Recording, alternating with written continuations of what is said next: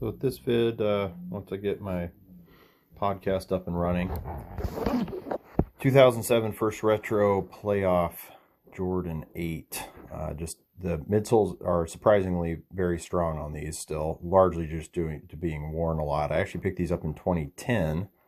I probably quite literally worn these about 6 or 8 dozen times or something. It's kind of amazing they're in as good a shape as they are. Not that I like, go to mud and snow in them, but soles eventually came off. My '07 Aquas or All-Star Game 8s did the same thing about 5 years earlier, so I had to repair those before selling them off. And I'm probably going to do the same thing with these. I don't see myself keeping these long term. Just they're cool that they're a first retro, I guess, if that matters to you. It doesn't as much to me anymore. With the inaccuracies and some of the improvements of the 2023 that I now have, it's just better to me to repair these and move on. And it gives the buyer some confidence that, they were done well, that they're ready to go, and the midsoles are nice and firm. The one benefit to this particular release was the midsole paint did not chip nearly as bad. There are cracks in the paint. There have been for many years, but it didn't flake off and fall off like it did on so many of the other Jordan 8s. In general, that whole era, Jordan 3s, 4s, 6s, 5s, 8s, anything with a polyurethane midsole and paint was horribly painted in the dark eras of when retros really took off. But nonetheless, were not painted well, and a lot of corners cut, really no attempt to do things very accurately, besides just get most of the phases or the coloring right on a lot of those retros. Obviously no red heel tab. The Velcro pulls on these are completely different than they should be, with a little flat triangle shape with a rounded back. They're instead like really angled and aimed in, and they were known to break on some people because of the way that the plastic is formed that the Velcro straps go through.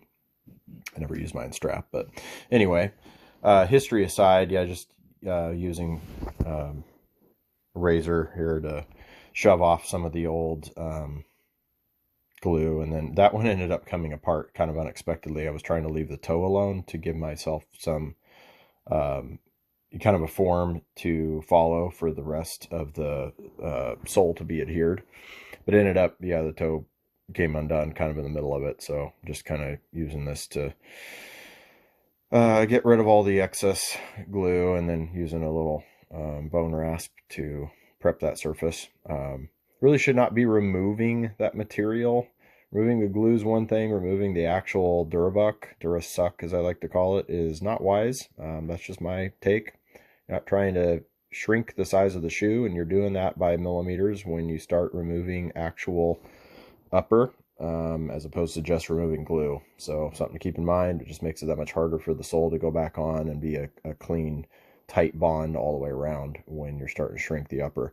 Unfortunately, these come in contact with the upper at the toe, like so many Jordans and other pairs do, as opposed to only being attached to the foam midsole. So anyway, set aside those soles, and continuing to apply glue, more contact cement, barge of course, and starting another episode on Smartless, I think, and then this will eventually be set aside to dry.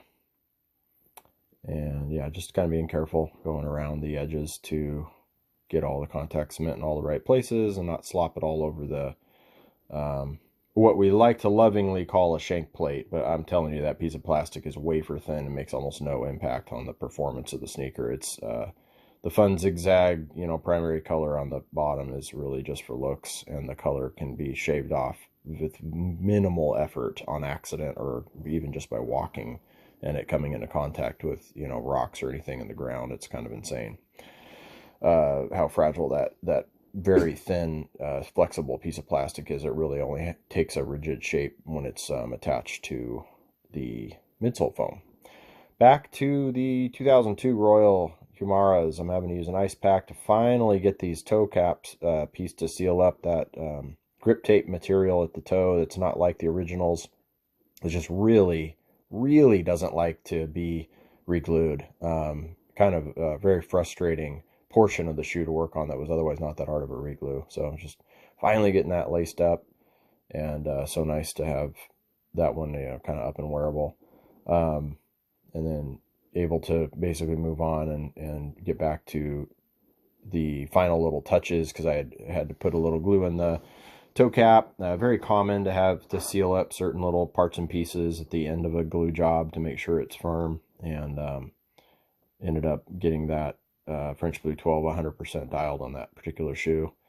And then I think this one is dried up enough that I'm able to, cement it. It was a fairly warm day. I'm in a garage. I don't wait hours and hours for glue to cure. If it's completely not tacky to the touch, it's ready to go. I've never, ever had a problem with that. I don't know why people wait hours or days to re-glue things, but depends on the weather, of course, and humidity and some other things. But in general, as soon as it's like completely dry to the touch, like no stick at all, they're ready to go. So it's just a matter of hand pressure, and kind of feels a little bit like putting together Lego sets, just pressing and pressing and making your fingers tired. It's really the only way to get the bond in all the right spots. It's very hard to do otherwise, unless there's something that's really fighting you where you can clamp it and set it aside on a very specific spot. When you're doing the whole sole, that's really not an option. So yeah, I think there's a little bit of video game play in here. And then yeah, just kind of showing the shoe from different sides.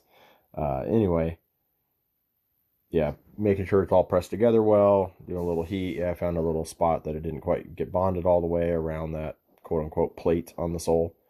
And now I'm just kind of doing some cleanup, touch-up, pressing down, making sure it's all bonded well. It's always awkward when you have like a hole in the sole like that, where you're having to really apply even pressure and you got this big gap in the middle. Not exactly standard or common. Jordan 2s, I guess, would be sort of similar because of that Nike plate in the bottom, but I don't have any 2s, never have had, funny enough. So this one, I think, I guess I did heel first, and in this particular pair, it just seemed to make more sense to me because it's very flat in the heel, and you get that really bonded. My son came and said hi, and then ended up, kind of moving towards the toe. I can't remember if I do the arch first. No, I do the toe first. That's what I thought.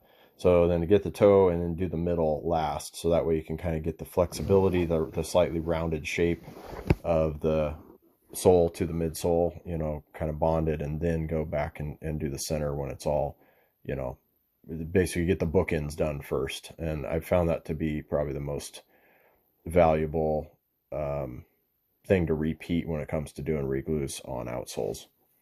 So just pressure,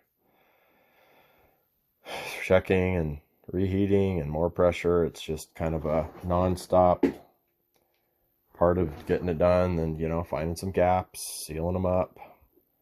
It's obviously hard to let that dry untouched. You can try to peel it apart or keep it apart with sticking something in there like that plastic panel popper piece that I was using, a panel popper tool. Typically when it's really small gaps like that, I just put the glue in and heat it back up to make sure it's sealed in those kind of open air spots. And this is kind of a problem that's unique to the Jordan 8. So something else to keep in mind there. Pressing to really get the toe box all the way sealed. A little tricky just because of the two material bite. It's having a bite on the Durasuck, and then have a little gap on the top. Pretty common. Some of it has to do with the way the contact cement absorbs into the Durabuck and doesn't sit on the surface as much to bite to the rubber outsole toe cap. So you have to kind of get that extra layer in there. And then just pressure checking and kind of making sure everything is really bonded snug so that these look as factory as possible, which I think I achieved pretty well on the 8s. I don't think that was all that hard. Switching back to the Humara to kind of end the video here.